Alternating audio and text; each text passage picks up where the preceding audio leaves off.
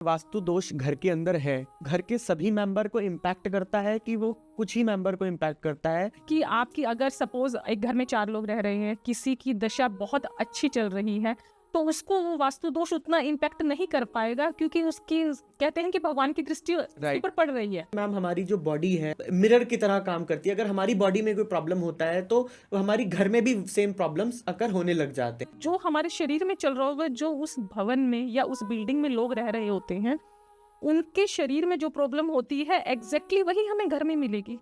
घर में भगवान की मूर्ति या हम कहें कि घर में मंदिर की डायरेक्शंस क्या होनी चाहिए? वो नॉर्थ ईस्ट में नहीं मिल पाता आपको जगह मंदिर बनाने के लिए, तो आप वेस्ट में भी मंदिर बना सकते हैं। नॉर्थ ईस्ट में आपने मंदिर बना रखा है तो वहाँ आप सूदिंग कलर यूज कर सकते हैं, क्रीम कलर यूज कर सकते हैं, ग्रीन कलर आप ले सकते हैं, स्काई ब्लू कलर आप ले सकते हैं। इस तरह के कलर लीजिए, रेड कलर वहाँ पे मत लीजिए। Welcome to Victory Success Talk. मेरा नाम है कौशल और आज हम लेके आए हैं एक नया एपिसोड, एक नया टॉपिक, और इस टॉपिक का नाम है वास्तुशास्त्र। जी हाँ, आज के समय में वास्तु बहुत ट्रेंडिंग कर रहा है। लगभग हर आदमी वास्तु के पीछे भाग रहा है।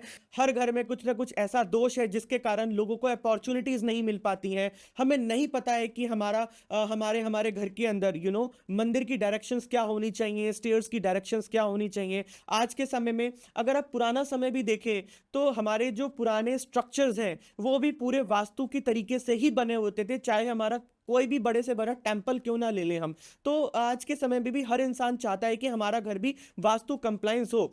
आपने एक और चीज नोटिस की होगी, आज के समय में बहुत ट्रेंड बनता जा रहा है। अगर कोई नया फ्लैट्स लेने जाता है, नया कोई घर लेने जाता है, तो वो भी इंसान देखता है कि क्या हमारा घर वास्तु कंप्लायंस है कि नहीं। वो जरूर बिल्डर से एक बार तो जरूर पूछता है कि क्या इस घर में वास्तु कंप्लायंस है या नहीं। तो आइए आज हम फीचर करने जा रहे हैं आचार्य मंजू गोयल जी को, जो कि वास्तु कंसल्टेंट्स हैं। उनको बहुत सालों का एक्सपीरियंस है वास्तु के अंदर, 2000 से ज्यादा उन्होंने केस स्टडीज की हैं और वो डील करती हैं politicians, builders, factory honours, police officers और लॉयर्स के लिए। उन्होंने इन सभी के लिए वास्तु कंसल्टेंसी प्रोवाइड की है। तो आइए स्वागत करते हैं आचार्य मंजू गोयल जी का। तो आइए मंजू गोयल जी, थैंक यू सो मच, आप हमारे इस एपिसोड में आए, पॉडकास्ट में आए। आपका मैं बहुत बहुत स्वागत करना चाहता हूं सबसे पहले। थैंक यू कुशाल जी, मुझे यहाँ इनवाइट करने के लिए। Thank you so much ma'am. आज का टॉपिक बहुत अमेजिंग होने जा रहा है, क्योंकि कहीं ना कहीं मैंने भी मैनिफेस्ट किया था कि हमारे इस प्लेटफॉर्म पे कोई वास्तु एक्सपर्ट आए, वास्तु कंसल्टेंट आए, जो हमारे इस वास्तु के पहलू को डिकोड कर सके। क्योंकि बहुत सारे ऐसे अनचाहे सवाल हैं हर आदमी के माइंड में रहते हैं कि हमारा मंदिर का डायरेक्शन क्या होना चाहिए, स्टेयर्स का डायरेक्शन क्या होना चाहिए, यहाँ तक कि एक अनमैरिड का बेडरूम कौन सा होना चाहिए, हमारे कर्टन्स के कलर। ये बहुत सारे ऐसे सवाल हैं जो मेरे माइंड में हमेशा चले करते थे। तो आज हमें मौका मिला है मंजू जी से जानने का। इन सारे सवालों पे हम पर्दा उठाएंगे। तो क्या हम शुरू करें इस पॉडकास्ट को? बिल्कुल कुशाल जी, कर सकते ओके। हैं। तो सबसे पहला सवाल मेरे जहन में ये आता है कि आज के समय में लोग वास्तु में अपना इंटरेस्ट शो कर रहे हैं। आज बहुत बहुत ज्यादा इंटरेस्ट लोग आ रहे हैं और वास्तु कंसल्टेंसी ले रहे हैं। तो उसके बारे में आपका क्या कहना है? कुशाल जी देखिए, जब भी आपने इंट्रोडक्शन में बताया कि लोगों के घरों में इतनी प्रॉब्लम्स चल रही हैं आजकल, या फिर आज के मॉडर्न टाइम में प्रॉब्लम्स का प्रारूप ही चेंज हो गया है। जो पहले लोग उसको प्रॉब्लम नहीं समझते थे, लेकिन आज वो प्रॉब्लम है। राइट। तो प्रॉब्लम का प्रारूप इतना चेंज होने से लोगों को ये लगे कि हमें किस चीज का कुछ इंस्टेंट सॉल्यूशन मिले। आज का जमाना आपको पता है इंस्टेंट है, बच्चों को हर चीज इंस्टेंट चाहिए। तो इस प्रॉब्लम को जो डिकोड कर सकता है ना, तो वास्तुशास्त्र एक ऐसी विद्या है जो एकदम साइंटिफिक है। इसमें कोई अंधविश्वास नहीं है।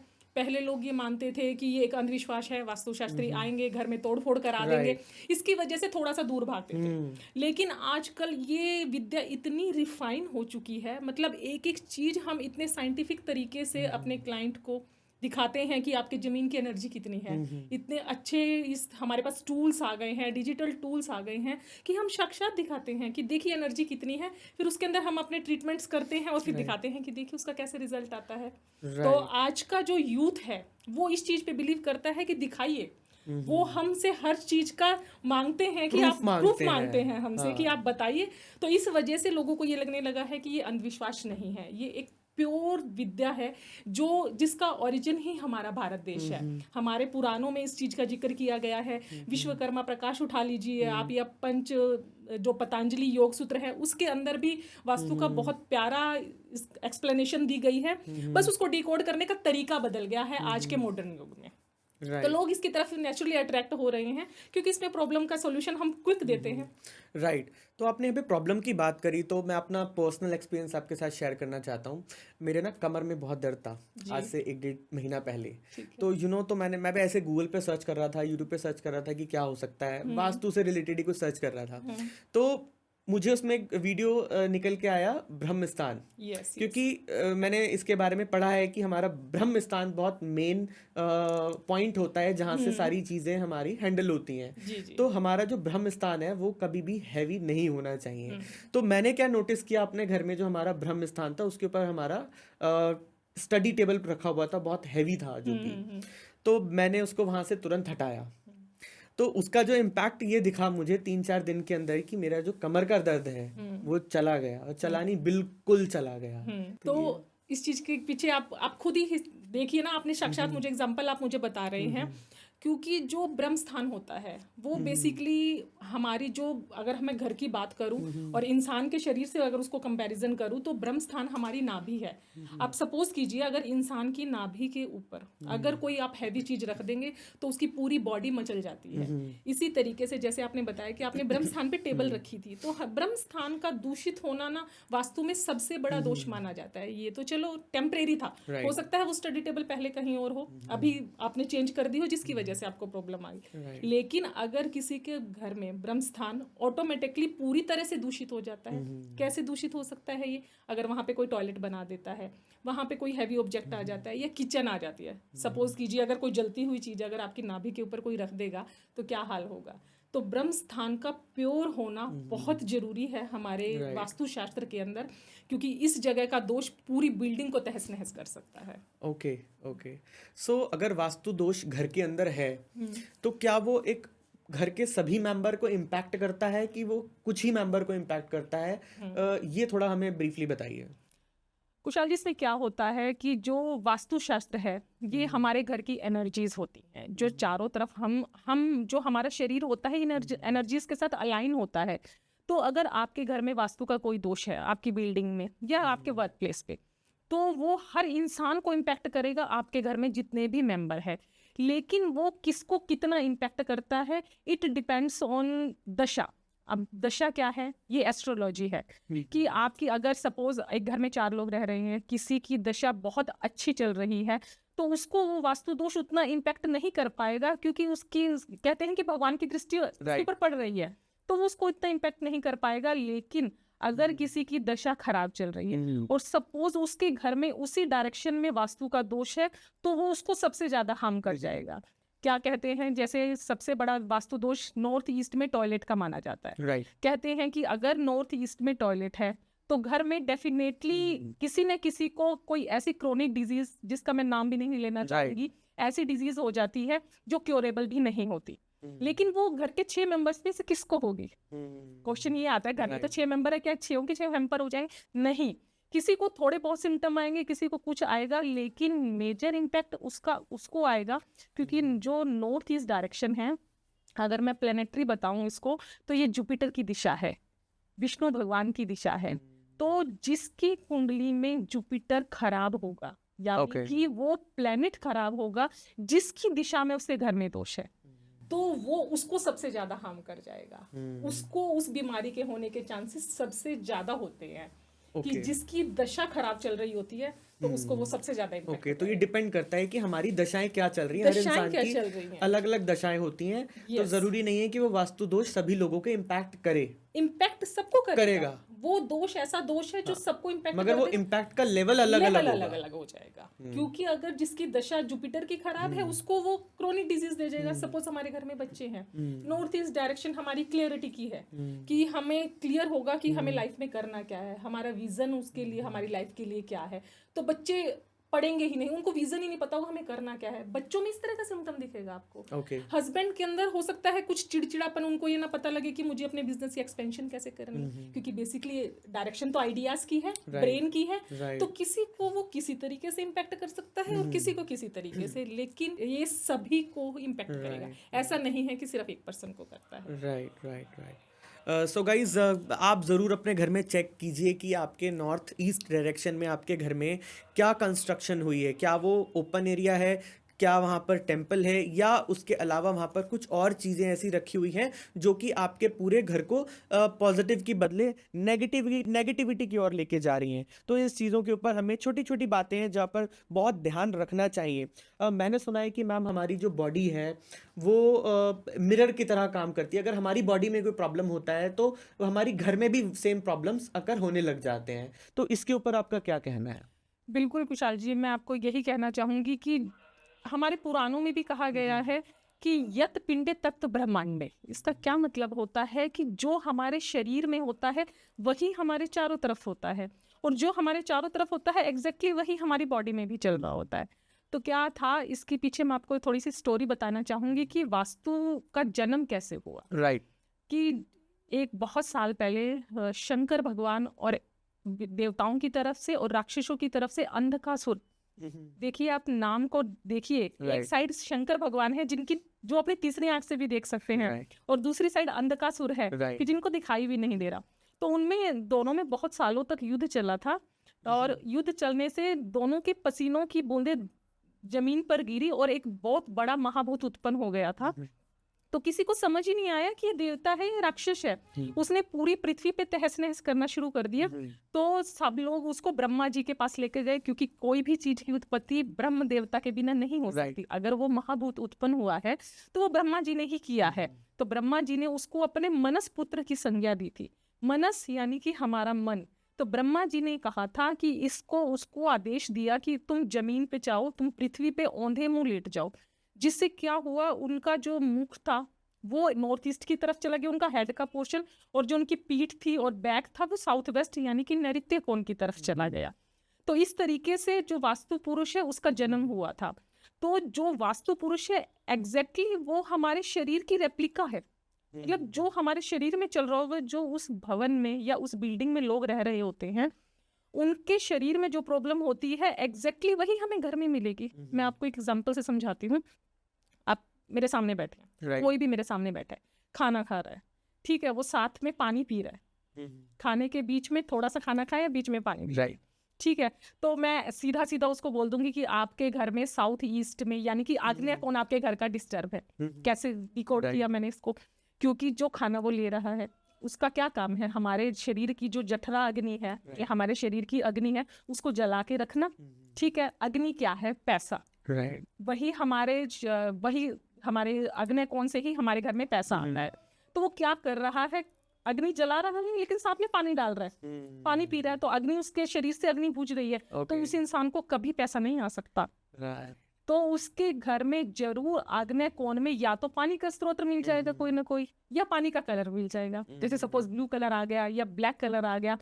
तो इस तरीके से जब चीजें आपको क्लियर कट दिखती है ना, तो जब इन विद्याओं के साथ आप बहुत प्योरली अलाइन हो कनेक्ट हो जाते हो ना, तो आपको चीजें दिखती हैं सामने बैठे वाली चीज, मतलब इंसान को देख के आपको पता लग जाता है उसके हाव भाव से कि क्या गड़बड़ है। राइट। तो ये एक मिरर इमेज ही है। मतलब जो चीज हमारे घर में है, जो चीज हम देख रहे हैं सारा दिन कि ये चीज इससे अलाइन है या ऐसे है, तो वही एग्जैक्टली हमारे घर में उतर, वही हमारी बॉडी में। राइट। जैसे अभी आपने ही एग्जांपल बताया था कि अगर ब्रह्म स्थान पे वो आ गया था तो आपके बैक में पेन आया, क्यों? क्योंकि वास्तु पुरुष की बैक डिस्टर्ब थी, जो औंधे मुंह लेटे हुए थे, इस वजह से घर के मालिक की पीठ डिस्टर्ब। तो ये जो अपने वाटर वाला इंस्टेंस बोला कि खाना खाते वक्त हमें पानी नहीं पीना चाहिए या उसके रीजंस होते हैं, तो मैं उस चीज़ को भी बहुत बेहतर तरीके से कोरिलेट कर पा रहा हूँ, क्योंकि मैं भी कुछ ऐसे लोगों को जानता हूँ जो खाना खाने के साथ साथ पानी पीते हैं और वो फाइनेंशियल इश्यूज के साथ जूझ रहे हैं। तो आप उनको एक टिप जरूर दीजिएगा और उनको बोलिए कि एक बार आप देखिए। राइट। हाँ, क्योंकि ये सीधा सीधा कनेक्टेड होता है, क्योंकि जो आपके शरीर में है वो आपके घर में है। राइट। तो हमने यहाँ घर की बात करी, तो एक और सवाल हमारे जहन में आता है कि आज के समय में हम लोग हाई राइज बिल्डिंग्स में रहते हैं, और जब हाई राइज बिल्डिंग में रहते हैं तो सबका जो हाउस का लेआउट होता है वो सेम होता है, बिल्कुल बिल्कुल। राइट? अगर एक घर में प्रॉब्लम है तो क्या वही प्रॉब्लम वो सबके घर में चल रही होगी क्या? नहीं, ऐसा नहीं होता कि एक के घर में जो प्रॉब्लम चल रही है वो दूसरे के घर में भी प्रॉब्लम मिलेगी, क्योंकि इसके अंदर कुंडली बहुत बड़ा रोल प्ले करती है। देखो, हाई राइज बिल्डिंग में बिल्डर ने एक नक्शा पास कराया है, सभी घरों में सेम दोष आएगा, ठीक है, लेकिन उसका इम्पैक्ट सबको अलग अलग आ रहा है। सपोज कीजिए कि जो बिल्डिंग बनी है उसके सारे घरों की एंट्री ईस्ट की एंट्री है, ईस्ट की एंट्री बेहतरीन एंट्री मानी जाती है, लेकिन कई लोग तो हैं जो दबा के पैसा कमा रहे हैं, लोगों के कनेक्शन जबरदस्त है, पॉलिटिक्स में आ गए हैं, और कुछ लोग हैं जो सरवाइव कर रहे हैं। तो ऐसा क्यों हो रहा है? वास्तु सेम है, लोग कहते हैं कि हाँ हमने यूट्यूब से देख लिया, हमें वास्तु आ गया। इसका ये सबसे ज्यादा क्वेश्चन आता है हमारे सामने जब हम वास्तु करने जाते हैं और अपना बताते हैं, तो कहेंगे कि अगर हमें प्रॉब्लम आ रहा है तो ऊपर वाले को तो नहीं आ रहा, सेम नक्शा है। बिल्कुल। तो क्या होता है, हमारी जो कुंडली होती है, इसके जो 12 घर होते हैं वो हर किसी न किसी चीज को रिप्रेजेंट करते हैं। सपोज मेरा लीजिए आप, मेरा जो सूर्य है कुंडली में बहुत बेहतरीन पोजीशन में है, उच्च का होके बैठा है या स्वयं राशि बैठा है, तो क्या होगा कि ईस्ट की एंट्री जो सूर्य की एंट्री है वो मेरे लिए इतनी फलित हो जाएगी कि अगर मेरे घर में ईस्ट की एंट्री है तो बेहतरीन कनेक्शन, बेहतरीन पैसा, जो जो ईस्ट को देना होता है सब मिल जाएगा। और दूसरी तरफ कोई भी आप XYZ लगा लीजिए, उसकी कुंडली में सूर्य नीच के होके बैठे हैं, घर सेम है, मैं नीचे रह रही हूँ, वो ऊपर रह रही हूँ, लेकिन अगर उनकी कुंडली में सूर्य नीच का है या सूर्य किसी खराब पोजीशन में है, या फिर कुंडली में कहा जाता है 6, 8, 12 प्रॉब्लम्स के घर हैं, उसमें कहीं उसकी प्लेसमेंट आ जाती है, एंट्री उसने भी ईस्ट की ले रखी है, तो बताइए उसको सूर्य कैसे फल दे देगा? क्योंकि जिस टाइम वो पैदा हुआ उस टाइम सूर्य उसकी कुंडली में नेगेटिव रोल प्ले कर रहे थे, मतलब उसको अच्छा रिजल्ट नहीं देने आए थे वो, तो उसको ईस्ट की एंट्री फलित नहीं होगी। तो कोई जरूरी नहीं है कि एक ही हाई राइज बिल्डिंग में रहने वाले हर इंसान को एक ही तरीके का घर प्रॉब्लम सेम देगा, वो अलग अलग होगा। इसको एस्ट्रो वास्तु कहा जाता है, कस्टमाइज्ड वास्तु, जिसको हम अपनी लैंग्वेज में अगर आज की मॉडर्न टाइम में मैं आपको नाम दूं तो हम कस्टमाइज्ड वास्तु कहते हैं, कि कुंडली के हिसाब से कि सामने वाले को क्या चीज सूट करेगी, क्या नहीं करेगी।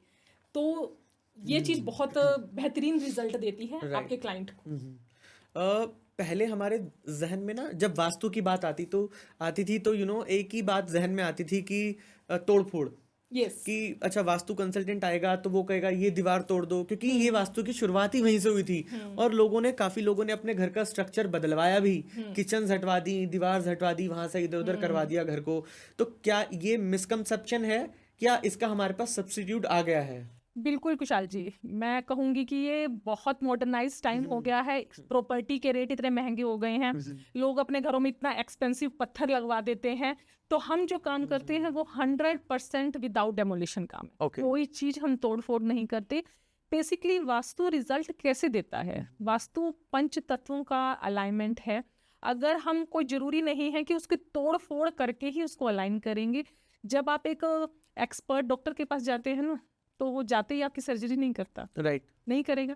वो पहले एनालिसिस करेगा, आपसे सवाल करेगा कि आपको प्रॉब्लम कब से आ रही है, वो सबसे पहले आपको बेसिक मेडिसिन देगा, फिर ऑब्जर्व करेगा क्या इससे इसको आराम आ गया, नहीं आता तो वो आपके टेस्ट कराता है, फिर सारे के सारे उसमें देखता है कि इनके किस पॉइंट पे प्रॉब्लम है, वो सर्जरी से ठीक होगा, फिजियोथेरेपी से ठीक होगा, या किस चीज से ठीक होगा। एक्सपर्ट ऐसे काम करते हैं। और जो नहीं, मतलब जो जिसको आप, अगर मैं झोला छाप डॉक्टर बोलूँ तो जाते ही कहेगा जिसने पैसे कमाने, आओ लेटो सर्जरी करी और अपना छुट्टी। नहीं, ऐसा नहीं होता।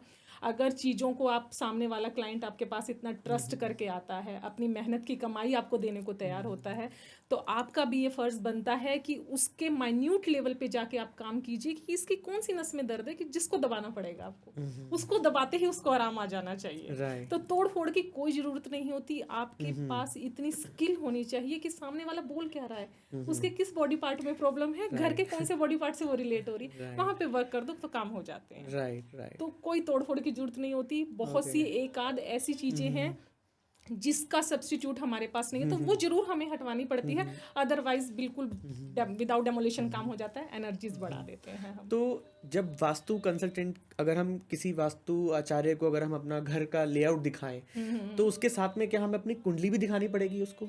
ये देखिए, ये डिपेंड करता है कि आप किसके पास जा रहे हैं। ओके। कि अच्छा। मतलब कई लोग होते हैं कि छोटा सा कोर्स करके ही अपने आप को वास्तु कंसल्टेंट राइट। बताना शुरू कर देते हैं, तो वो तो बस फिर वही बेसिक वास्तु आपकी नॉर्थ ईस्ट में मंदिर बना दीजिए, आग्नेय कोण में आप किचन ले आइए, या नॉर्थ वेस्ट में आप टॉयलेट ले आइए, साउथ वेस्ट में बेडरूम बना दीजिए, इसको वास्तु नहीं कहेंगे। अगर कुंडली के हिसाब से किया जाता है, सपोज साउथ वेस्ट डायरेक्शन में सबने बोल दिया कि मास्टर बेडरूम बना दे, आप मास्टर बेडरूम बना दिया और 10 दिन के अंदर उसको प्रॉब्लम आनी स्टार्ट हो जाएगी अगर उसकी कुंडली में राहु की पोजीशन ठीक नहीं हुई। अगर उसका राहु खराब हुआ, क्योंकि जो नैऋत्य कोण है साउथ वेस्ट डायरेक्शन है, ये राहु देवता को रिप्रेजेंट करती है। पता लगे कि कुंडली में राहु पहले ही खराब है और आर्किटेक्ट ने बोला जी हमने तो 100% वास्तु के हिसाब से बनाया, ये जब मास्टर बेडरूम साउथ वेस्ट में सो गया और बेचारे का 10 दिन के अंदर गड़बड़ होना स्टार्ट हो जाएगा, क्योंकि राहु ने अपना काम करना ही करना। अगर वो नेगेटिव ऑपरेट कर रहा है और साउथ वेस्ट में अपने मालिक को सुला दिया, तो वो उसका बस, अब मैं क्या बोलूँ कि उसका मतलब डाउनफॉल स्टार्ट हो जाएगा। वो किसी भी रूप में हो सकता है, हेल्थ को हैम्पर कर सकता है, उसकी वेल्थ को हैम्पर कर सकता है, तो ऐसा नहीं होता। ये मतलब इन विद्याओं का कई बार तो मुझे बड़ा अजीब लगता है कि एक मजाक बना के रख दिया है, जबकि बहुत प्योर और वैदिक विद्याएं हैं। राइट। सो गाइज, यहाँ पर एक मैं कहूँगा कि एक क्वेश्चन है या फिर एक वार्निंग भी मैं देना चाहता हूँ कि गूगल्स पे बहुत सारे या यूट्यूब के ऊपर बहुत सारे ऐसे कंटेंट अवेलेबल हैं जिसको देख के लोग एक वास्तु रेमेडीज करने की कोशिश करते हैं, अपने घर में कुछ चेंजेस लाने की कोशिश करते हैं। मगर मुझे यहाँ लगता है कि यहीं पर वास्तु कंसल्टेंट्स का या फिर वास्तु आचार्य का यहाँ पर रोल आता है, जिनको हम अपना घर का लेआउट दिखाते हैं और वो आपको एक राइट डायरेक्शन के अंदर लेके जाते हैं और आपको राइट डायरेक्शन में आपको गाइड करते हैं, आपकी कुंडली देख के बताते हैं कि क्या यहाँ पर चेंजेस करने चाहिए या नहीं करने चाहिए। हमें कभी भी ऐसे ही रेमेडीज यूट्यूब के ऊपर देख के नहीं करनी चाहिए। आइए और जानने की कोशिश करते हैं वास्तु के बारे में। आचार्य मंजू जी, अब हम बात करते हैं चैलेंजेस की, क्योंकि हर घर में कुछ ना कुछ चैलेंजेस होते ही हैं। ग्रह कलेश तो रहेंगे ही, लोगों को अपॉर्चुनिटीज़ नहीं मिलती हैं। आज के समय में हर एक आदमी अपॉर्चुनिटीज़ को खोजने में लगा हुआ है, तो ये डायरेक्शंस हमारे घर में बहुत मायने रखती हैं। तो सबसे पहला क्वेश्चन माइंड में यही आता है कि घर में भगवान की मूर्ति या हम कहें कि घर में मंदिर की डायरेक्शंस क्या होनी चाहिए? जी कुशाल जी, जो मंदिर की दिशा है ये एकदम प्योर डायरेक्शन नॉर्थ ईस्ट यानी कि ईशान कोण में हमारा मंदिर होना चाहिए, क्योंकि अभी मैंने पहले भी बताया कि ये हमारे दिमाग की दिशा है, हमारे ब्रेन की दिशा है। तो भगवान से अलाइनमेंट करने का एकदम परफेक्ट दिशा होती है ये, कि वहाँ बैठ के अगर हम पूजा करते हैं तो ये कहते हैं कि भगवान हमारी जल्दी सुनते हैं, क्योंकि वो डायरेक्ट कनेक्शन हो जाता है उस यूनिवर्स के साथ। और आप जब वहाँ बैठ के पूजा करते हैं तो ये लगता है कि भगवान शायद हमें सीधा ही सुन रहे हैं, मतलब किसी मीडिएटर की जरूरत नहीं लगती आपको। तो नॉर्थ ईस्ट दिशा ईशान कोण में आप मंदिर बना सकते हैं, लेकिन आजकल जैसे रिस्ट्रिक्टेड एरिया हो जाते हैं, अगर आपको नॉर्थ ईस्ट में नहीं मिल पाता आपको जगह मंदिर बनाने के लिए, तो आप वेस्ट में भी मंदिर बना सकते हैं, क्योंकि वेस्ट भी एक बहुत अच्छी डायरेक्शन है। हमारे जितने भी बड़े बड़े मंदिर हैं, तिरुपति बालाजी का मंदिर है या फिर वृंदावन में बांके बिहारी का मंदिर है, आप देखिए कि हर जगह भगवान जी की मूर्ति वेस्ट में रखी गई। क्योंकि वेस्ट में रखने पे भी ये कहते हैं कि इस दिशा में खड़े होकर अगर हम कुछ मैनिफेस्ट करते हैं तो वो बड़ा जल्दी पूरा होता है। तो ये बेसिकली मैनिफेस्टेशन की दिशा है। तो इन दोनों दिशाओं में हम मंदिर बना सकते हैं। लेकिन सबसे बड़ा चैलेंज जो मेरे को अपने इतने साल की हर केस स्टडी में ऑलमोस्ट आता है, जो मैं रेजिडेंशियल करती हूँ, कि नॉर्थ ईस्ट में मंदिर लोगों ने बना रखा है और उसके अंदर कपड़ा बिछा रखा है लाल रंग। गाइज, ये एक अमेजिंग टॉपिक है, क्योंकि ये ही नेक्स्ट क्वेश्चन मेरे जहन में चल रहा था। अगर मैम नहीं पूछती तो शायद मैं ही पूछ लेता, क्योंकि ये बहुत बड़ी बात है। हम नॉर्थ ईस्ट में हमने मंदिर तो बना लिया, मगर हमने वहाँ पर कलर कोडिंग क्या रखी है, वहाँ पर हमने लाल कपड़ा बिछाया, उसके ऊपर हमने भगवान को स्थापित किया। तो ये एक बहुत मेन रोल है कि वहाँ पर हमें कौन से कलर का कपड़ा लेना चाहिए। जी बिल्कुल, क्योंकि 99% केसेस में घरों में आपको यही मिलेगा कि लोगों ने यूट्यूब से ये तो सुन लिया नॉर्थ ईस्ट में मंदिर बनाना है, बना भी दिया मंदिर, लेकिन सबसे बड़ी गड़बड़ क्या कि वहां पे लाल रंग का कपड़ा बिछा देते हैं। अगेन वो हमारे ब्रेन की डायरेक्शन है, जल तत्व की दिशा है। जहाँ पे प्योरली जल तत्व होता है वहां पे आप अग्नि का कलर लेके आएंगे तो हैम्पर अग्नि ही होगी। अग्नि की दिशा में जल आए या जल की दिशा में अग्नि आए, नुकसान किसको होगा? अग्नि, क्योंकि वो बुझ जाएगी पानी के आने से। तो ये हमारे घर की अग्नि, अग्नि क्या है? हमारे घर का पैसा है, या ये डायरेक्शन हमारे घर की औरतों को भी रिप्रेजेंट करती है, तो उनकी हेल्थ हैम्पर होना शुरू हो जाएगी। तो इस दिशा में लाल रंग बिल्कुल अवॉइड होता है। बहुत तरीके की प्रॉब्लम्स आपको आ सकती हैं। तो मैं अपने व्यूवर्स को बताना चाहूंगी कि अगर नॉर्थ ईस्ट में आपने मंदिर बना रखा है तो वहाँ आप सूदिंग कलर यूज कर सकते हैं, क्रीम कलर यूज कर सकते हैं, ग्रीन कलर आप ले सकते हैं, स्काई ब्लू कलर आप ले सकते हैं। इस तरह के कलर लीजिए, रेड कलर वहाँ पे मत लीजिए, क्योंकि वो बहुत बड़ा दोष क्रिएट कर देता है। आपने अपनी तरफ से बहुत अच्छा किया वो मंदिर बना के, लेकिन वो उल्टा हो जाता है। राइट। सो व्यूअर्स, अपने घर का टेम्पल आप ज़रूर देखें वो कौन सी डायरेक्शन में है, तो और क्या वहाँ पर कोई लाल रंग का कोई कपड़ा तो नहीं रखा, या आपने उस मंदिर में लाल रंग के कर्टन्स तो नहीं लगा दिए, या नॉर्थ ईस्ट में कोई लाल रंग का कोई बल्ब तो नहीं जल रहा है। तो ये सारी चीज़ें ज़रूर देखें और कमेंट बॉक्स में हमें ज़रूर बताइए। मंदिर की बात कर रहे हैं तो मंदिर में भगवान की मूर्तियाँ भी कई तरीके की होती हैं जी। हम कोई भी मंदिर से हम कोई भी मूर्ति ले आते हैं और अपने टेम्पल में रख देते हैं, तो उसके बारे में बताइए किस तरीके की मूर्ति हमें उस मंदिर में रखनी चाहिए, उसके ऊपर थोड़ा सा हमें प्रकाश डालें। जी, जो मंदिर में मूर्तियां हैं वो सारी ऐसी होनी चाहिए, बहुत बड़ी मूर्तियां नहीं रखनी चाहिए कि कहते हैं कि एक ही नज़र में सारे भगवान दिख जाएं, कि मतलब एक नज़र पे सारे भगवान दिख जाएं। ऐसा नहीं हो कि हर भगवान को देखने के लिए हमें ऐसा करना पड़ रहा है, कि इतना मूर्तियों का साइज इतना होना चाहिए कि आपकी एक नज़र में सारे भगवानों के दर्शन हो जाएं। और कभी भी मूर्तियों को ऐसा नहीं होता कि एक मूर्ति नीचे रखी हुई है तो उसके ऊपर आप दूसरे भगवान को स्थापित कर दें। तो ऐसी नहीं होनी चाहिए। मूर्तियाँ साफ सुथरी छोटी होनी चाहिए। और एक चीज़ और मैं इसमें आपको बताना चाहूँगी कि अगर आपके मंदिर में ड्यूअल मूर्ति नहीं होनी चाहिए। सपोज गणेश जी की आपने 2-3 मूर्तियाँ रख दी, क्योंकि मैंने अभी आपको बताया कि नॉर्थ ईस्ट डायरेक्शन ब्रेन की डायरेक्शन है। अगर वहाँ पे मल्टीपल मूर्तियाँ एक भगवान की होगी तो पता है क्या होगा? आपके दिमाग में एक चीज को लेके कभी भी एक डिसीजन पे नहीं पहुंच पाएंगे, ये करूं या ये करूं, ऐसे थॉट्स आने शुरू हो जाएंगे, मल्टीपल थॉट्स, क्योंकि वहां पे मल्टीपल चीजें रखी है। ब्रेन की दिशा है, मल्टीपल चीज आपने रख दी तो ब्रेन में थॉट्स भी मल्टीपल आने शुरू हो जाएंगे और आप एक किसी भी चीज के फाइनल डिसीजन तक नहीं पहुंच पाएंगे। तो कभी भी एक भगवान की एक से ज्यादा मूर्ति आपके मंदिर में नहीं होनी चाहिए। राइट। जब मंदिर और मूर्तियों की बात हो रही है तो यहाँ पर हम खंडित मूर्तियों की भी बात करेंगे, तो उसके बारे में आपका क्या कहना है? देखो, खंडित मूर्ति हमें घर में बिल्कुल भी नहीं रखनी चाहिए। अगर किसी मूर्ति में थोड़ा सा भी नुकसान हो गया है या उसका कोई भी बॉडी पार्ट हैम्पर हो गया है तो वो नहीं रखना चाहिए। इससे मुझे अपनी केस स्टडी याद आती है। तो मैं जैसे किसी के यहाँ वास्तु करने के लिए हम गए थे, तो मैं उनके ऑफिस में बैठी थी, तो थोड़ी देर बाद पहले उनसे बात हो रही थी, थोड़ी देर में उनकी वाइफ आती है और तो वो आती हैं तो उन्होंने जो बैक पे बेल्ट बांधते हैं ना वो बांध रखी और वो बहुत धीरे धीरे चल के आके अपने चेयर पे बैठे थे, क्योंकि वो भी पार्टनर थे उसके अंदर। तो मैंने उनसे पूछा कि आपको ये प्रॉब्लम कब से आ रही है, तो क्योंकि नेचुरली है हमारे, अब डॉक्टर है तो पेशेंट को देखे जरूर पूछेगा कि कब से दिक्कत है ये। तो उन्होंने बोला कि मेरी वाइफ बिल्कुल ठीक थी, हम दोनों साथ में बिजनेस रन कर रहे थे, लेकिन अचानक इसको 6 महीने से पता नहीं बैक में इतनी क्या प्रॉब्लम आ गई है कि इसको हर टाइम पट्टी बांध के रखनी पड़ती है। ठीक है, तो थोड़ा सा अब आचार्य आपके सामने बैठा है तो जरूर नेचुरली उसके दिमाग में कुछ ना कुछ चीज़ चलेगी। बिल्कुल।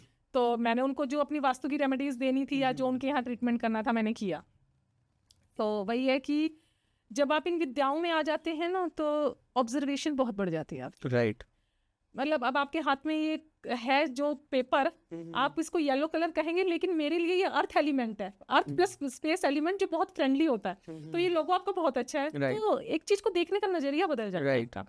तो मैंने वहां बैठी और अपना देख रही थी, तो मेरी नजर उनके यहाँ पे मूर्ति रखी हुई थी, माता की मूर्ति थी, देखने में ठीक ठाक लग रही थी, अच्छी मूर्ति थी, बहुत सुंदर मूर्ति थी। तो ऐसा कुछ नहीं हुआ, तो जैसे खड़े होके हम ऑब्जर्व करते हैं तो खड़े होके मुझे लगा कि शायद इस मूर्ति में कुछ गड़बड़ है। मैंने क्या किया, वो मूर्ति पलटी और देखा कि उसके पीछे खंडित मूर्ति थी और उन्होंने टेप से उसकी बैक को होल्ड कर रखा। ओके। तो जो मूर्ति के अंदर प्रॉब्लम थी एग्जैक्टली उनकी वाइफ को, जैसे मूर्ति पर टेप से लगा के उसको सपोर्ट दे रखा था, तो उनकी वाइफ को वही बैक में सपोर्ट की जरूरत पड़ रही।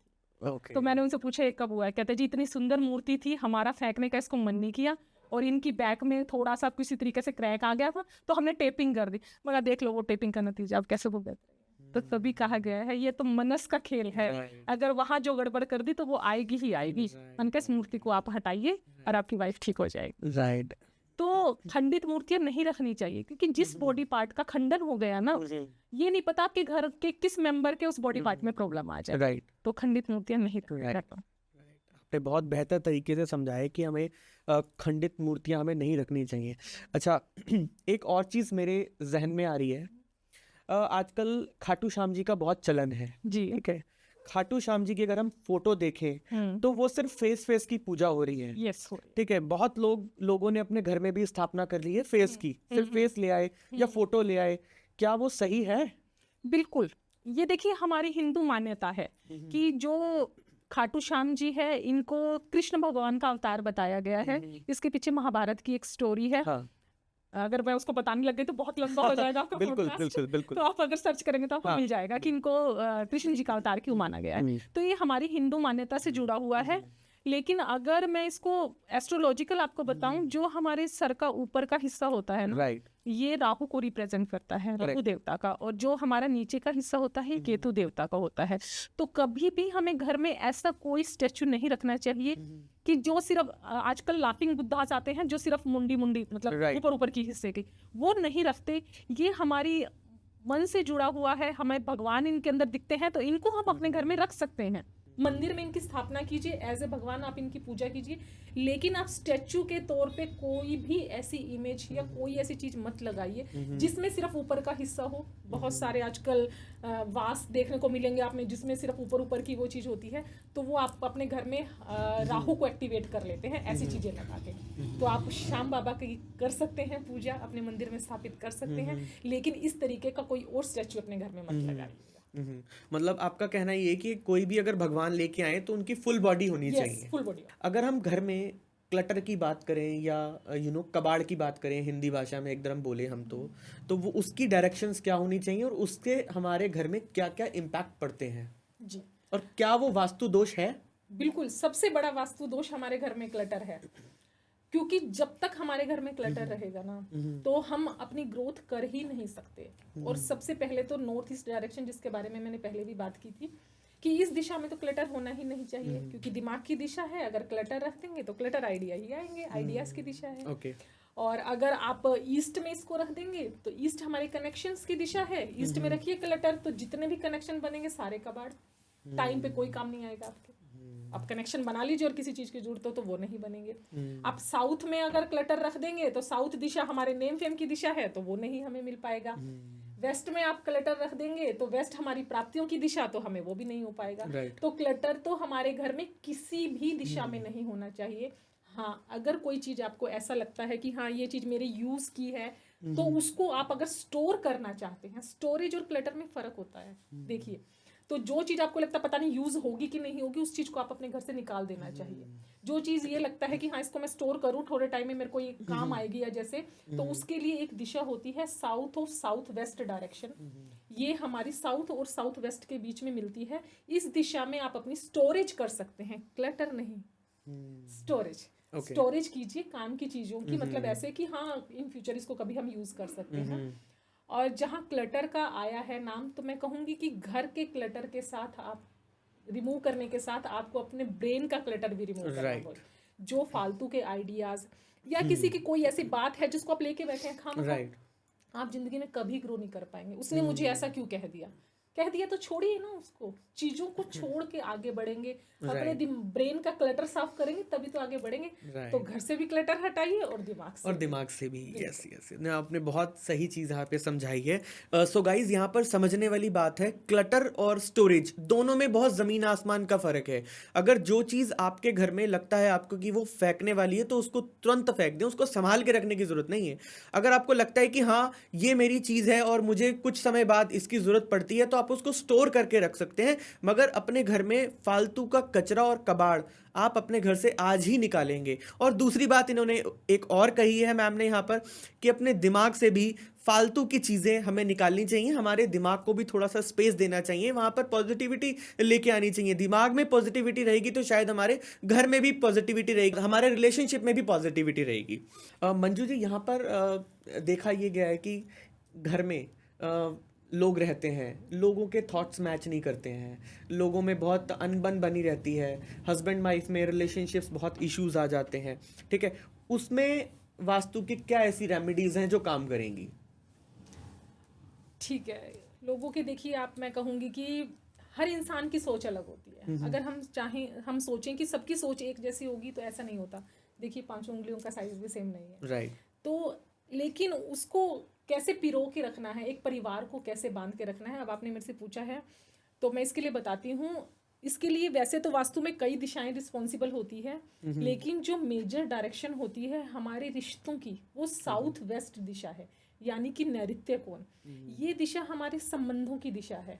अगर इस दिशा में किसी तरीके से का दोष होगा, दोष कैसा हो सकता है कि यहाँ पे अगर टॉयलेट बन जाती है, और या फिर इस दिशा में आप इस दिशा को हल्का रख देते हैं।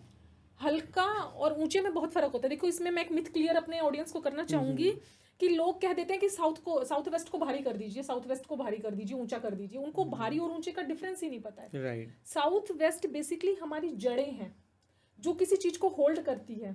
तो अगर जड़ों के अंदर मजबूती होगी तभी तो वो उसके ऊपर जो पेड़ उग रहा है वो ग्रो कर पाएगा ना।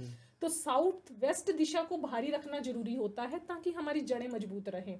और अगर हमारी जड़ें मजबूत रहेंगी तो हमारे संबंधों की जड़ें भी बहुत मजबूत रहेंगी। और अगर ऊंचाई की मैं बात करूं तो जो वेस्ट होता है, पश्चिम दिशा को ऊंचा रखा जाता है और नैऋत्य कोण यानी कि साउथ वेस्ट को भारी रखा जाता है। उसको ऊंचा क्यों रखते हैं? क्योंकि जब सूर्यास्त होता है, जो अल्ट्रा वायलेट रेज होती है वहां तक पहुंचती है तो उनके अंदर बहुत नेगेटिविटी आ जाती है।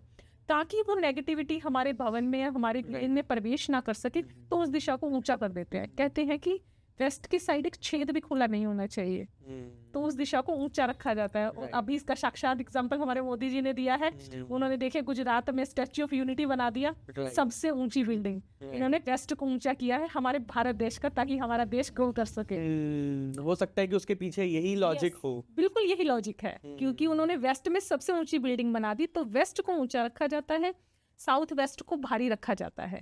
और जो आप संबंधों की बात कर रहे थे, तो साउथ वेस्ट दिशा में अगर दोष होगा तो हमारे घर के संबंध जो नहीं अच्छे से चल पाएंगे, वो संबंध चाहे पति पत्नी के हों, भाई बहन के हों, माँ बाप के हों, किसी भी तरीके के रिश्ते हों, तो उसके लिए एक अच्छी सी रेमेडी मैं आपको बताती हूँ कि आप अपने घर के साउथ वेस्ट में अपनी एक फैमिली फोटो लगाइए और उसके ऊपर 0 वॉट का गोल्डन कलर का बल्ब जला के छोड़ दीजिए। तो देखिए कैसे संबंधों में मधुरता आती है। और एक अल्टीमेट रेमेडी और, ये मेरे ऑडियंस के लिए, कि अगर आप ये चाहते हैं कि आपके घर में अलग अलग विचारधारा के लोग हैं, कि क्योंकि आज की जनरेशन, ये देखिए कि पहले तो फिर भी 15-15, 20-20 साल में जनरेशन गैप कहते थे, आजकल तो 5-5 साल में सब कहते हैं कि जनरेशन में गैप आ गया है।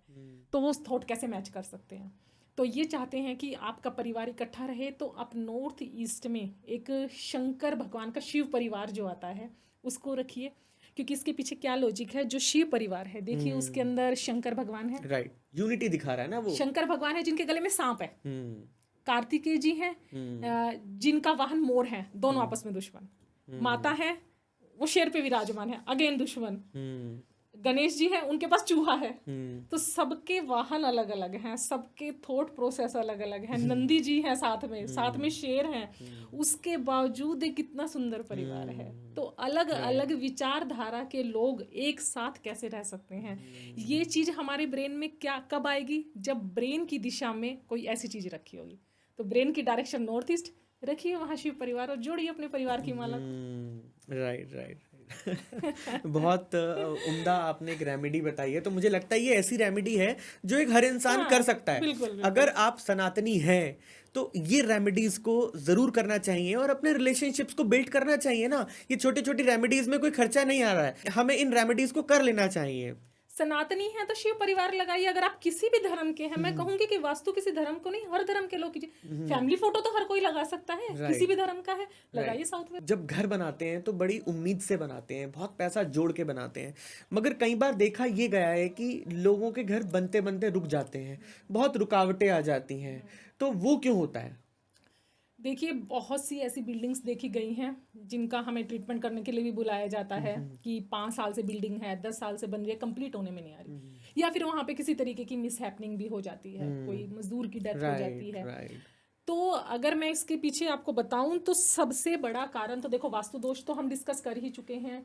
कई बार क्या होता है कि जब कंस्ट्रक्शन शुरू होनी होती है, आपने देखा होगा कि जनरली पानी के लिए वो बना देते हैं, टैंक बना देते हैं जो कंस्ट्रक्शन के दौरान यूज होगा। वो अगेन साउथ वेस्ट में बना देंगे, जो नैऋत्य कोण होता है जिसको भारी रखना होता है, जहां पानी बिल्कुल अवॉइड होता है। वास्तु दोष क्रिएट कर दिया। आपने दूसरा देखा होगा कि कंस्ट्रक्शंस में नीले ड्रम बहुत यूज होते हैं। राइट। साउथ ईस्ट में नीले ड्रम पानी के भर के रखा होगा, आग्नेय कोण में अगेन पानी।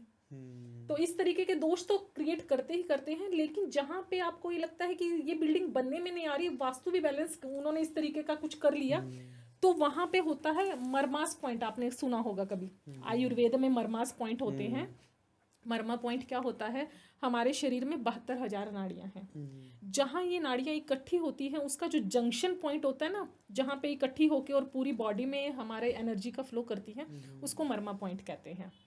तो अगर इस मर्मा पॉइंट जैसे ये इंसान के शरीर में है, ऐसे ही ये हमारे भवन में भी होते हैं। अभी मैंने वास्तु पुरुष की आपको कहानी सुनाई थी, तो उनकी बॉडी पे भी ये मर्मा पॉइंट होते हैं। अगर वो मर्मा पॉइंट पंचर हो जाता है, किस तरीके से पंचर हो सकता है? सपोज वहां पे कोई पिलर आ गया, कोई बीम आ गया, या उसके ऊपर कोई ऐसी आपने हैवी चीज रख दी, या फिर कोई ड्रिल चला दी। अगर किसी का मर्मा हिट हो जाता है बिल्डिंग में, तो वो बिल्डिंग बनते बनते रुक जाएगी। और सबसे ज्यादा महामर्मा कौन से? जो हमारी नाभि पे आते हैं, या फिर जो वास्तु पुरुष के हेड जो हमारा नॉर्थ ईस्ट पोर्शन में आता है, अगर वहां के मर्मा हिट हो जाते हैं या किसी तरीके से भी दूषित हो जाए वो, तो वो भवन बनते बनते रुक जाएगा, वो कंप्लीट नहीं हो पाता। अब इसमें भी मैं आपको स्टोरी सुनाऊंगी, अपनी एक स्टडी की ही बताऊंगी कि मर्मा से कितना इम्पैक्ट आता है। कई वास्तुशास्त्री इसको इग्नोर मार देते हैं कि मर्मा नहीं, लेकिन मैं इसके ऊपर बहुत काम करती हूँ, क्योंकि मैंने अपनी बहुत सी केस स्टडीज में इसको देखा। मेरे एक क्लाइंट थे, उनके घर में उनके बेटे की शादी होनी थी।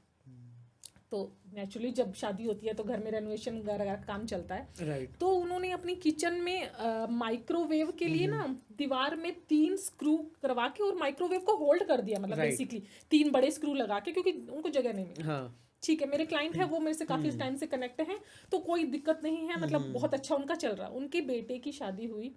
उनके बेटे की शादी में एक इवेंट के दौरान जो मेरे क्लाइंट थे वो गिर गए, उनका कंधा टूट गया। उस कंधे के आप मानिए सर्जरी, 3 सर्जरी 4 सर्जरीज हुई, और एग्जैक्टली 3 स्क्रू उनके कंधे में लगाने पड़े। तो मुझे समझ नहीं आया कि सब कुछ इनका अच्छा चलते हुए ये कैसे हुआ।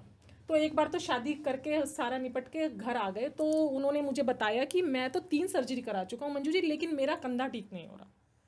तो मैंने कहा चलो मुझे इसके लिए तो एक बार आना पड़ेगा। तो मैं उनके घर में गई और मैंने देखा, क्योंकि वही एग्जैक्टली वास्तु पुरुष के उसी कंधे पे पहुंची मैं, जहां उनका कंधा फ्रैक्चर हुआ था, उसी कंधे पे उन्होंने वो 3 स्क्रू लगा रखे थे। आप मान सकते हैं, वो 3 स्क्रू मुझे निकलवाने पड़े। देन उसके बाद उनकी जो सर्जरी हुई, उससे उनकी हीलिंग हुई है। तो जो मर्मा उन्होंने वास्तु पुरुष के हिट किए या पंचर किए, एग्जैक्टली वही मेरे क्लाइंट के हो गए थे। तो इन चीजों का बड़ा ध्यान रखना पड़ता है कि आप किसी का शरीर को नहीं हिला सकते भाई। जो आपके शरीर में है वही वास्तु पुरुष के में है, तो गलत चीज को पंचर मत कीजिए। तो इन चीजों पे काम करना बहुत जरूरी हो जाता है। अच्छा, ये आप सारी चीजें, ये पॉइंट्स देखते कैसे हैं? ये हमारी ऑब्जर्वेशन होती है जो हम पढ़ते हैं, या मतलब मैपिंग होती है। हमें नक्शा चाहिए होता है। कई लोग बिना नक्शे काम कर देते हैं, वो तो देखिए आगे इंट्यूशन लेवल अलग चीज हो जाती है कि बिना नक्शे भी हमें पता लग जाता है। लेकिन अगर आपको टू द पॉइंट काम करना है, तो आपको टू द स्केल मैप चाहिए घर का, ताकि आप उसकी प्रॉपर मैपिंग करके जो वहाँ पे एनर्जी फील्ड्स है 16 डायरेक्शन को मार्क करते हैं। ये नहीं कि एक कोना नॉर्थ ईस्ट है तो दूसरा साउथ ईस्ट है, ऐसे काम नहीं होता। तो आपको प्रॉपर वर्किंग कैसे करनी होती है कि हम गूगल अर्थ प्रो से डिग्री लेके उन 16 डायरेक्शन की मैपिंग करते हैं। उसके अंदर 32 हमारे जो द्वार हैं वो निकालते हैं, और जो 45 एनर्जी फील्ड जिनकी मैंने अभी आपसे बात की थी, वो मैपिंग सही हो जाती है अगर आपके पास लेआउट सही आ जाता है। तो आप उसमें प्रॉपर वास्तु पुरुष देखते हैं कि इसका कौन सा कहाँ पे क्या चीज आ रही है, कि इसकी कोई गलत दिशा पे कोई टॉयलेट तो नहीं आ रही है। वास्तु पुरुष के किसी हेड के कोहनी पे आपने सीढ़ी तो नहीं खड़ी कर दी, नहीं तो लेडी कहेगी कोहनी गई जी। तो ये ऑब्जर्वेशन का पार्ट होता है जब आप इन विद्याओं को बहुत अच्छे तरीके से समझ लेते हैं। और इतनी देखिए, थ्योरी अलग चीज है और प्रैक्टिकल अलग चीज है। तो जितनी केस स्टडीज आप करते जाते हैं ना, उतना आपका एक्सपीरियंस आता रहता है। देखिए आप आपकी कितनी बातों में मैंने अपनी केस स्टडीज के बारे में बताया। तो ये ऑब्जर्वेशन का पार्ट भी होता है। राइट। सो गाइज, सबसे पहले तो हमें ये करना है कि अपने घर का एक लेआउट बनवाना है। हमें अपने घर का लेआउट बनवाना चाहिए और हमें ऐसे कंसल्टेंट्स के पास जाके अपने लेआउट्स को दिखाना चाहिए कि क्या हमारा घर का वास्तु ठीक है कि नहीं है। इसमें हमको कोई तोड़ फोड़ की ज़रूरत नहीं है, हम रेमेडीज़ के द्वारा भी अपने वास्तु को ठीक कर सकते हैं। तो ये पॉडकास्ट अभी अंत तक ज़रूर देखिएगा, अभी बहुत सारी बातें हमने यहाँ पर डिस्कस करनी है। सो मंजू जी, आपसे हमें बहुत कुछ सीखने को मिल रहा है वास्तु के बारे में। तो ये जो 7 घोड़ों की फोटो है, क्या मैं भी लगा लूँ अपने अरे घर में? नहीं नहीं नहीं, प्लीज आप ऐसा मत कीजिएगा, क्योंकि ये बहुत पॉपुलर सी रेमेडी हो गई है कि 7 घोड़ों की तस्वीर अपने घर में लगा लो। लेकिन इसमें भी आपको देखना पड़ता है कुशाल जी कि आप 7 घोड़ों की तस्वीर जो लेके आ रहे हैं उसमें घोड़े कौन से रंग में हैं, क्या है उनका, कि अगर वो पानी पे दौड़ रहे हैं तो आप उनको नॉर्थ की दिशा में लगाइए जो जल तत्व की दिशा है। आप देखिए घोड़े की कई इमेज आती हैं, एक 7 घोड़े की इमेज आती है जिसमें लाल रंग पीछे बैकग्राउंड में होता है, उसे आप आग्नेय कोण में लगाएंगे, उसे आप जल तत्व की दिशा में नहीं लगाएंगे। और एक 7 घोड़ों की तस्वीर आती है जिसमें घोड़े मिट्टी पे दौड़ रहे होते हैं, तो मिट्टी की दिशा यानी कि अर्थ एलिमेंट नैऋत्य कोण में लगाएंगे उसको आप। और एक जिसमें चंद्रमा दिख रहा होता है, एक इस तरीके का भी आता है, चंद्रमा होता है और घोड़े दौड़ रहे हैं, तो उसको आप नॉर्थ वेस्ट में लगाएंगे। तो ऐसे ही घोड़ों की तस्वीर कहीं भी नहीं लगानी होती, क्योंकि जो एक पेंटिंग होती है ना वो बहुत कुछ कहती है, तो उसके तत्व को समझ के ही उसको प्लेस करना होता है। क्योंकि उस कोण में आप जल तत्व की दिशा में आप लाल घोड़ों की पेंटिंग नहीं लगाएंगे, नहीं तो वो आपको फायदे की जगह नुकसान करेगी। तो उसको समझिए, देखिए कि वो पेंटिंग कौन से तत्व की है और उस तत्व की दिशा में ही उसको लगाइएगा। नहीं तो मैं आपको बता दूंगी ना वो कहाँ लगानी है।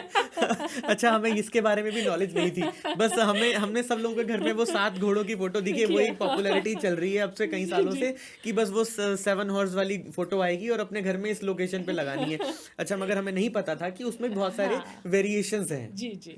तो ये डिटेलिंग्स हमें तभी पता लग पाएगी जब हम किसी ऐसे कंसल्टेंट्स के पास जाएंगे और उनसे डिस्कस करेंगे कि हमारे प्रॉब्लम्स क्या है। वास्तु रेमेडीज काम कैसे करती हैं, रेमेडीज को हमें कैसे लगाना चाहिए? जी, अभी तो हमने जैसे पेंटिंग की बात की थी, ये होती है हमारी 2D रेमेडीज। बेसिकली ये हमारे मनस को उस तरीके से कर देती हैं कि हम उसकी एनर्जी से अलाइन होके और वो चीज़ें हमें रिजल्ट देना शुरू कर देती हैं।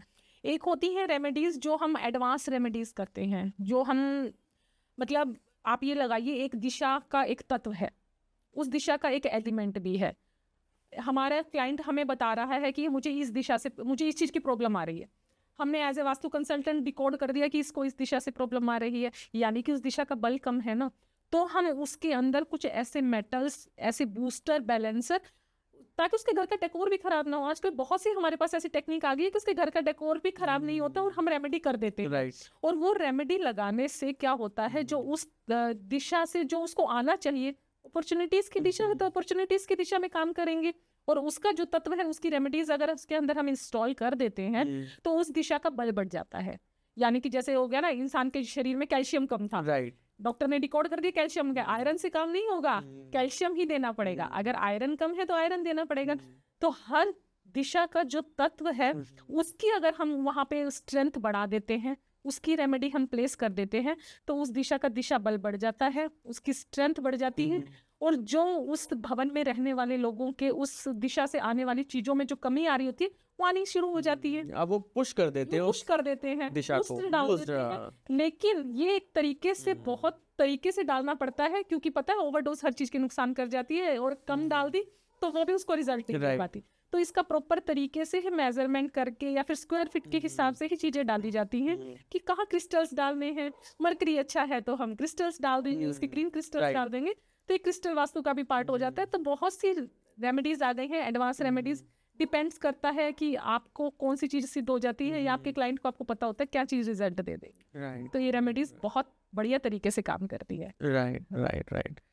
सो मंजू जी, हम जब इतनी सारी चीज़ें अलाइन करते हैं इंटरनली, यानी कि हमने घर की बहुत सारी चीज़ें अलाइन कर ली, ये सारी चीज़ें हमें इम्पैक्ट भी करती हैं अगर हमारी दिशाएं गलत चूज़ कर ली, तो क्या बाहर की चीज़ें, एक्सटर्नल चीज़ें भी हमको इम्पैक्ट करती हैं? बिल्कुल करती हैं जी। इंटरनल चीज़ें हमारे इम्पैक्ट करती हैं तो बाहर की चीज़ें भी बहुत इम्पैक्ट करती हैं। अगर सपोज आपके घर के आसपास कोई, घर के बाहर ट्रांसफार्मर आ जाता है, आपका घर नॉर्थ फेसिंग है, नॉर्थ की दिशा में इतना बड़ा ट्रांसफार्मर आ जाएगा तो 100% घर के लोगों में अग्रेशन इशू आ जाएंगे। या फिर इस तरीके की कोई भी चीज़ आ जाए, आसपास शमशान घाट आ जाता है, लोग बुलाते हैं हमें, मतलब लैंड सिलेक्शन के लिए बुलाते हैं घर के लिए, तो जितनी चीज़ें हम बाहर देखते हैं अंदर देखते हैं, उतनी चीजें हम बाहर भी देखते हैं कि कहीं आसपास कोई नेगेटिव चीज तो नहीं जा रही है, राइट या कोई ऐसी कोई हैवी कंस्ट्रक्शन तो साइड में नहीं हुई है जो यहाँ पे आ जाएगा, या पास में कोई मंदिर जो सबसे ऑस्पिशियस माना जाता है, राइट वो भी बहुत हार्मफुल कर देता है अगर आपके घर के पास हो। क्यों? क्योंकि जो मंदिर की जो एनर्जी होती है ना, वो इतनी हाई एनर्जी होती है जो एक ग्रस्त जीवन के लिए Right. अच्छी नहीं होती। करेक्ट तो घर के पास मंदिर का होना भी शुभ नहीं माना जाता। तो कोई भी, मैं कहूंगी कि क्योंकि इंसान अपने जीवन भर की पूंजी लगा के एक जमीन खरीदता है, घर खरीदता है, फिर अपने काम के लिए लेता है, तो इंटरनल के साथ साथ हमें एक्सटर्नल भी देखना चाहिए कि आसपास कोई ऐसी चीज तो नहीं है जो कल को उसको इम्पैक्ट कर जाए। तो इन चीजों का भी हमें जरूर ध्यान रखना। राइट बिल्कुल। तो हमें घर नहीं देखना है, हमें घर के आसपास हमारे एक्सटर्नल क्या चल रहा है, हमारा घर का लोकेशन क्या है, हमारे आसपास कुछ कंस्ट्रक्शन तो नहीं है, हमें वो सारी चीज़ें भी इम्पैक्ट करती हैं। सो आचार्य मंजू जी, मैं आपकी यूएसपी पूछना चाहता हूँ कि इतने सारे वास्तु कंसल्टेंट्स ऑलरेडी अवेलेबल हैं, तो हम आचार्य मंजू गोयल जी के पास ही क्यों जाएं? बहुत सारे वास्तु कंसल्टेंट हैं मार्केट में, बिल्कुल।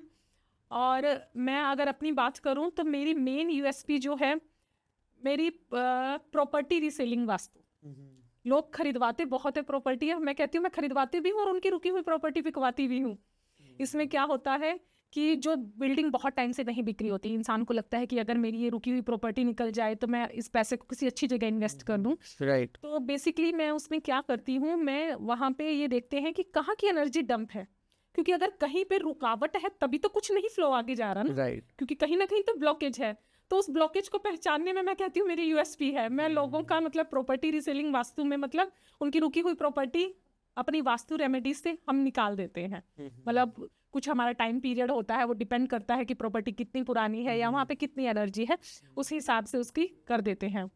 और अगेन मेरा कस्टमाइज्ड वास्तु, जिसका मैंने आपको पहले भी जिक्र किया था कि मैं नॉर्मल वास्तु नहीं करती। मैं जब तक मेरे पास ओनर की कुंडली नहीं आती, और ये भी आ जाता है कि बहुत से कहते हैं कि हमारे पास तो कुंडली नहीं है, तो इसका भी सॉल्यूशन है हमारे पास। तो उसमें हम प्रश्न कुंडली पे काम करते हैं कि जिस टाइम क्लाइंट हमारे पास आया है उस टाइम की कुंडली हम बना के, या फिर भवन की कुंडली हम बनाते हैं, उसके अकॉर्डिंगली मैं काम करती हूँ कि मेरा जो क्लाइंट मेरे सामने बैठा है कौन सी दिशा इसको पैसा देगी, कौन सी दिशा ये जो चाहता है वो मिल जाए इसको। तो उस दिशा में मैं उसके उस तरीके से काम करती हूँ कि कहाँ इसको सुलाना है, कहाँ इसकी स्टडी टेबल देखनी है, इसको वर्क प्लेस कहाँ देखना है जहाँ बैठ के इसको नए नए आइडियाज आ जाए। तो इस तरीके से कस्टमाइज्ड वास्तु मैं करती हूँ। तो कस्टमाइज्ड वास्तु भी मैं कहूँगी कि मेरी यूएसपी है। और एक चीज़ थोड़ा सा जिस चीज़ के ऊपर मैं काम करती हूँ, इंट्यूशंस पे मैं काम करती हूँ। देखिए बहुत सारी चीज़ें होती हैं, जब आप अपने आप को इतना अलाइन कर लेते हैं और अपने शरीर के तत्वों को इतना बैलेंस कर लेते हैं, तो कई बार पार की चीजें आपको नजर आनी शुरू हो जाती है। समझ रहे हैं आपको मैं क्या कहना चाहती हूँ? कि कई बार इन नेकेड आई से हमें वो नहीं दिखती और इंट्यूशन से हमें फील हो जाती है। तो इस चीज पे भी मैं काम कर लेती हूँ कि आंख बंद करके कि कहाँ पे इसके घर में प्रॉब्लम है या कहाँ पे क्या गलत चीज रखी है जिससे इसको रिजल्ट आ जाएगा, और बहुत बेहतरीन काम करती है। मतलब ऊपर वाले की कृपा है, मेरे गुरुदेव की कृपा है जो उन्होंने ये विद्या हमें दे रखी है कि हमारे अंदर इंट्यूशन डेवलपमेंट करके कि हम अपने क्लाइंट्स को कैसे रिजल्ट दे देते हैं। राइट, इंट्यूशंस बहुत इंपॉर्टेंट होती हैं, चाहे हम वो अपनी पर्सनल लाइफ में भी हो और चाहे हम अपने बिजनेस में भी क्यों ना हो। अगर हम दूरदर्शी हैं, पारदर्शी हैं, तो डेफिनेटली वो चीज़ हमारे लिए काम करेगी। अगर वास्तु शास्त्र इतना हेल्पफुल है तो हमारी लाइफ में कौन कौन से डोमेन में वास्तु हेल्प करता है? मैं कहूँ कि हमारी जिंदगी का कोई भी डोमेन वास्तुशास्त्र से अछूता नहीं है। आप किसी भी तरीके की प्रॉब्लम उठा लीजिए, चाहे आप चाइल्ड बर्थ ले लीजिए, चाहे आप मैरिज का ले लीजिए, चाहे आप रिश्ते ले लीजिए, अपॉर्चुनिटी ले लीजिए, आइडियाज ले लीजिए, क्योंकि वास्तुशास्त्र में 16 दिशाएं हैं, 16 आयामों पे काम करती हैं। मतलब आपकी जिंदगी का कोई भी पहलू इससे अछूता नहीं है। आप जिस भी, अब लोग कह देंगे कि चाइल्ड बर्थ इसमें वास्तु क्या कर लेगा, ठीक है। अब मैं अगेन एक केस स्टडी, मैं अपने क्लाइंट के यहाँ गई और उन्होंने मुझे बताया कि सब कुछ ठीक चल रहा है, लेकिन शादी को 4 या 5 साल हो गए हैं लेकिन बच्चा नहीं। तो मैंने अभी वास्तु पुरुष के बारे में आपको बताया था। तो घर में 45 एनर्जी फील्ड्स होते हैं जिनको हम अपनी भाषा में 45 देव शक्तियाँ भी कहते हैं। तो उसमें एक देव शक्ति का काम क्या है, हम लेडी को फर्टिलाइज करना, यानी कि पर्जन्य देवता होते हैं ये। और अगर इस देवता के ऊपर किसी तरीके का दोष होना तो घर में बच्चा नहीं हो सकता। तो मैं उनके घर में गई, उन्होंने क्या किया हुआ, उनका बेडरूम था उस दिशा में, बहुत अच्छा। उनकी वाइफ को आर्टिफिशियल फ्लावर्स का बहुत शौक था। उन्होंने एग्जैक्टली क्योंकि मेरा तो काम है, मुझे पता था पर्जन्य देवता पे दिक्कत मिलेगी, मैं सीधा ही वहीं गई क्योंकि मेरे पास लेआउट था। पर्जन्य देवता पे जाके मैंने देखा कि क्या दिक्कत आ रही है। उन्होंने तो आर्टिफिशियल फ्लावर्स का पोट रखा हुआ है। अब आर्टिफिशियल फ्लावर्स क्या कह रहे हैं, वो क्या कह रहे हैं, वो ग्रोथ नहीं दे रहे, उनके अंदर ना कोई बीज है, ना कोई नई उत्पत्ति हो रही, वो तो एज इट इज पोजीशन में है। तो वाइफ की फर्टिलिटी कैसे हो सकती है? तो मैंने उनको कहा कि आप ये आर्टिफिशियल फ्लावर हटाइए और यहाँ पे ओरिजिनल पौधे रखिए। फिर देखिए आपके घर में भी कैसे किलकारियां गूंजती है। और ये रेमेडी इतनी काम की, मैंने उनके पौधे रखवाए हैं और आप यकीन माने कि एक ऑर्गेनिक फर्टिलाइजर का एक पैकेट भी रखवा दिया। क्योंकि जो चीज हम देखते हैं ना वही तो घटित होगा, मैनिफेस्टेशन तो तभी होगी। तो मैंने सिर्फ ये किया और बहुत जल्दी उनको रिजल्ट आया। तो बहुत चीजें काम करती है, सिर्फ आपका देखने का नजरिया होना चाहिए, आपके पास वो आंख होनी चाहिए कि आप पहुंच पाए वहां। राइट। तो गाइज यहाँ पर हम ये जान पा रहे हैं कि वास्तुशास्त्र कितनी स्ट्रांगली काम करता है, ये रेमेडीज कैसे काम करती है। मगर जैसे मैम ने बताया कि एक पार की नज़र होनी चाहिए, हम सीधा उस पॉइंट पे हिट करें जो हमारा डायरेक्शंस गलत है या उस डायरेक्शंस के ऊपर कुछ और चीज़ें रखी हुई हैं, हम उस डायरेक्शंस को हम ठीक करके हम अपना घर का वास्तु ठीक कर सकते हैं और हमारे घर में जो प्रॉब्लम्स आ रही है, जो प्रॉब्लम्स हम फेस कर रहे हैं, उनको भी हम ठीक कर सकते हैं। मैम कोई ऐसी टिप बताइए वास्तु की जो व्यूअर्स सुनना चाहते हैं और उनको एक वाव मोमेंट चाहते हैं। देखिए वाव तो तभी निकलेगा जब लोगों को पैसे की रेमेडी मैं दूंगी। क्योंकि आज के टाइम में लोगों को पैसा चाहिए और बहुत जरूरी है। देखिए पैसे के बिना कुछ भी नहीं है। राइट। तो मैं अपने व्यूअर्स को एक सिंपल सी रेमेडी बताना चाहूंगी कि जिससे उनके घर में पैसा आ सकता है। देखिए सबसे पहले तो क्लटर हटाइए अपने घरों से, अपने दिमाग से क्लियर होगा आपको, तभी आपके पास पैसा आएगा। फिर भी मैं आपको एक बहुत अमेजिंग सी रेमेडी आपको बताती हूँ। हमारे घर में वायव्य कोण होता है, नॉर्थ वेस्ट कॉर्नर और नॉर्थ, इन दोनों के बीच में एक दिशा होती है जिसे north of north west direction कहा जाता है। ये दिशा अट्रैक्शन की दिशा है। इस दिशा में जो चीज़ हम रख देते हैं ना, वो नेचुरली हमारी तरफ अट्रैक्ट होना शुरू हो जाती है। समझ रहे हैं आप? तो क्या रखूँ वहाँ पे? नोटों की गड्डियों की फोटो रखो वहाँ पे। ओके। सभी लोग अपने घर में नॉर्थ वेस्ट दिशा में नोटों की गड्डियों की, देखो ओरिजिनल अगर आपके पास गड्डियाँ है तो वहाँ रख दीजिए। राइट। नहीं तो आप एक पेंटिंग भी लगा सकते हैं या फिर कोई ऐसा प्रिंट आउट निकाल के वो भी आप रख सकते हैं, जिससे वो चीज़ मैनिफेस्ट होना शुरू हो जाएगी, वो आपकी तरफ अट्रैक्ट करना शुरू हो जाएगा।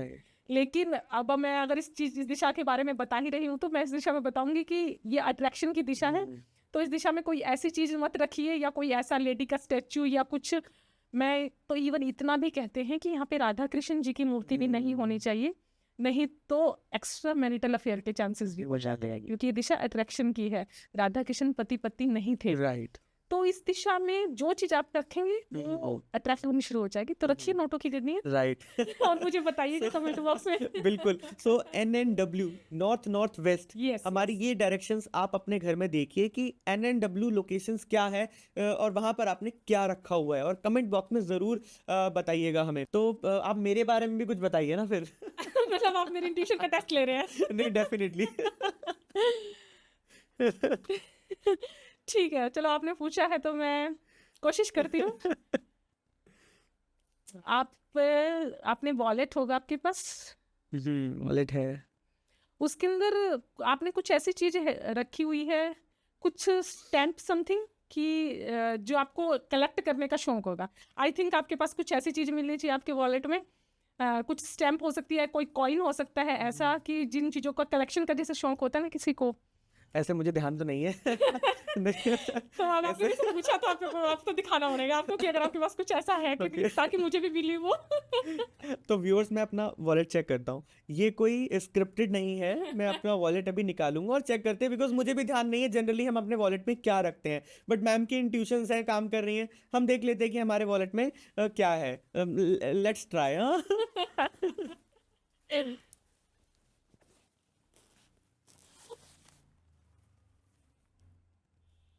यस, क्या चीज़ थी? मेरे पास है ये। तो मुझे कुछ समथिंग कुछ ऐसा ही लगा था कि किसी चीज़ का आपको शौक होगा, कोई स्टैम्प हो सकती है, कॉइन हो सकता है। तो ये कब से रखा हुआ आपने जो आप भूल गए थे? ये तो बहुत सालों से रखा है, मुझे कभी यूज नहीं होता है मगर आग रखा हुआ है। वैसे साल में एक दो बार कभी हम यूज करते हैं इसको। Okay okay. तो ऐसा ही होता है कई बार कि कोई चीज़ हिंट हो जाती है आप पे कि इसके पास ये होगा या इसके घर में ये चीज़ इस दिशा में हो सकती है। Right right. मैम, आप हमारे पॉडकास्ट के जरिए हमारे व्यूअर्स को कुछ बताना चाहते हैं या कुछ उनके साथ शेयर करना चाहते हैं?